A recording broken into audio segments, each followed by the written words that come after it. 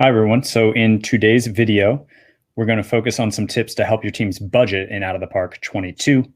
Everyone who plays Out of the Park in GM mode likely keeps an eye on their team's budget, or should be keeping an eye on their team's budget. Whether you're running a small market team like the Rays, or you're a big market team like, I don't know, the Dodgers or the Yankees, finding ways to save money in one area can help you reallocate those dollars to other areas where they might be more helpful. So today I'm going to go over 3 ways that you can save money as a GM in Out of the Park. Usual reminders, if you like these videos, please do the few things that can help others find it. Click the thumbs up and like the video, subscribe, ring the notifications bell, leave a comment. Look in the description box for where you can find this channel on Twitter and Patreon. So we are in an example sim as the Detroit Tigers here, and we're in the offseason before free agency begins. And in order for the first tip to save you money that I'm going to give you, you need to follow this tip in the offseason before free agency starts. So when the offseason begins, review your 40-man roster. Then review your organization for players you'll need to add to the 40-man roster before the Rule 5 draft. I do this on, get this, pen and paper, and I have a notebook, and I write out my 40-man roster and the positions, and I project my 40-man roster for the following season. That's how I do it. I'm sure, you might do it on a spreadsheet or something like that, something a little more efficient. But once you've projected your 40-man roster for the following season, then it's time to determine who on your current 40-man roster will not be on your 40-man roster next season. In most cases, these are going to be players who were eligible for arbitration or players who were on auto-renew contracts. And the reason I say this is because players on auto-renewal contracts or players who are in arbitration do not have guaranteed contracts for the following season. More on that in a minute. But so say we've got a player on an auto-renew contract that you decided you're going to waive and designate for assignment. You want to designate this player for assignment and place them on waivers before free agency starts in order to save money in the way that I'm going to suggest. So I'm going to go full screen in a minute here on Out of the Park and show you why. But quick side note, I did have a request recently for an updated video on things like designating for assignment, which you also hear me refer to as DFA, option years, 40-man roster, Rule 5 draft. I'm going to do an updated video on that at some point. In the meantime, check the description box for an old video I did on roster rules that covers a lot of those things and might explain some of the things that I'm kind of talking about here that I don't explain in more detail, such as designated for assignment and what that means and all that. So let's take Out of the Park full screen. There we are.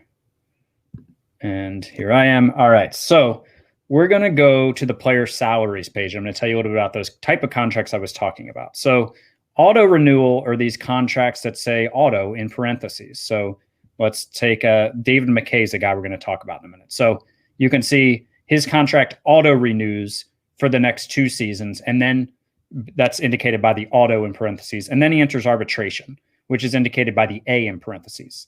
These contracts are not guaranteed for the following season. They're only guaranteed for the season that they're in. The players that do have guaranteed contracts are the players who don't have the auto or the A.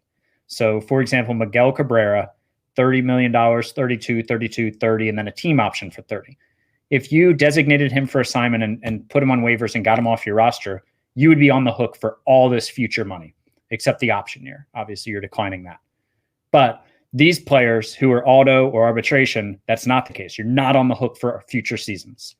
So those are the 3 different types of contracts. So I just wanted to go over since I was referencing them. And let's go back down to David McKay here. And let's not pay too much attention to how good he is, how good he isn't. They have him as a long reliever among many long relievers in the bullpen. But we're just going to assume today that David McKay is kind of like a guy, a fringe player on our roster, not a guy who's too important, a guy who might make our team, a guy who might not make our team next season. And we're going to go to his contract page. And you can see that he's out of minor league options. They used his last option year this year. And again, if you're questioning what the options are, look at the video roster rules in the description, and I'll do an updated video on that. Okay.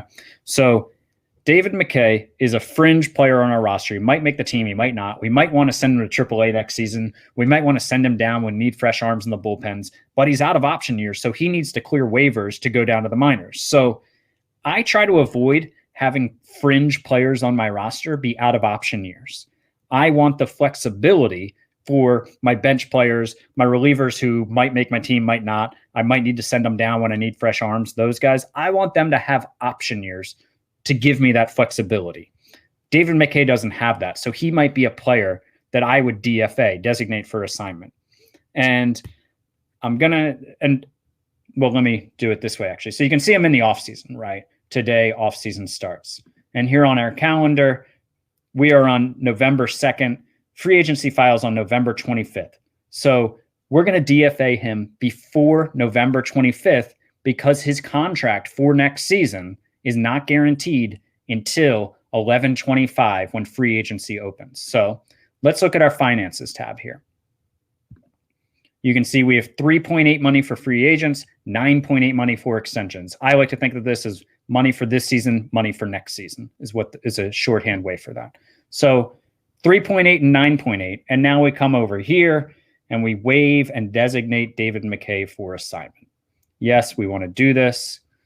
And now we go to our finances tab and you can see we've got 4.4 and 10.4. We gained that $571,000 of McKay's money. Now, we could have done that after free agents filed, and sometimes you have to DFA players during the season or after free agents file sometime in the offseason or spring training, whatever.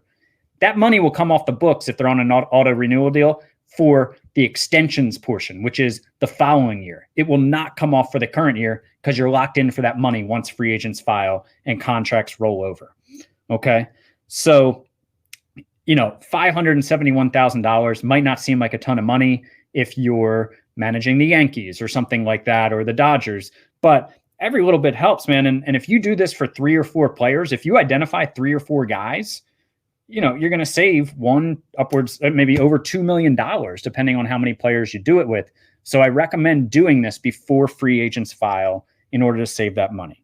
The next thing I'm going to tell you to do to save money, well, not tell you to do, tell you that I do, that if you want to do it, it would save you money. You can make your own choices if you want to do it, is I don't have an assistant GM because you can see in my manager options, I control everything except what my manager does. And I actually, if I was playing this and it wasn't a test, I would be controlling those too. I don't use my assistant GM for anything. And I've never found that not having one impacts anything because I'm doing all the jobs that he would possibly do. And I don't need him to tell me what he thinks about my trade offers because I'm confident enough to evaluate those. And I honestly don't think their evaluation of trade offers are always good. So I don't have an assistant GM, and that can save you several $100,000 in your budget, which if you're a team like the Tigers or the Orioles or the Royals, if you don't have a huge budget, it's those little things add up.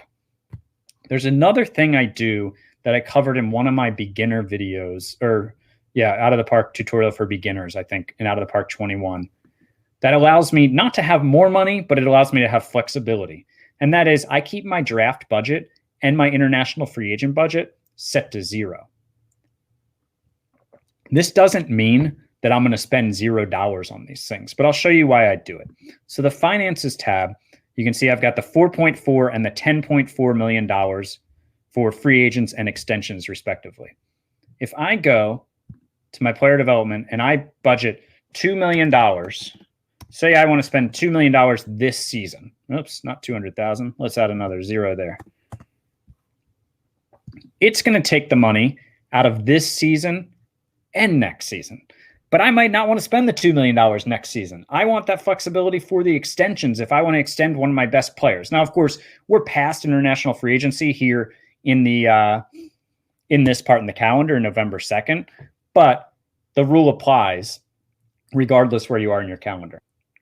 So by doing this, by keeping this $2 million out, I then don't have to commit to that money in my budget for next season. I have it to sign players to extensions or do other things. But again, you're going to want to manually make sure that you keep in mind, for this money for free agents current year, I need to make sure in this available amount that I need to remember that draft and international free agent needs to come out of this. So you might not want to do it if you feel like you'll lose track of that, but I like it because it doesn't commit future dollars in future years that I might not want to commit to those things, or I might want to commit a different amount. So I do that just for flexibility. But again, just remember, don't go and blow all your money and then you get to the draft and you're like, I have $0. Don't do that. Save yourself the money that you want to be able to use for draft picks. So those are the 3 things I would suggest to do to kind of save money around the edges and also give yourself more flexibility. Of course, there are other things that I do, other things that I'm sure other people do. So if you have helpful suggestions of what you do, leave it in the comments. And it's always helpful to see how other people think about that. But that is all for this video, and I will talk to you guys next time.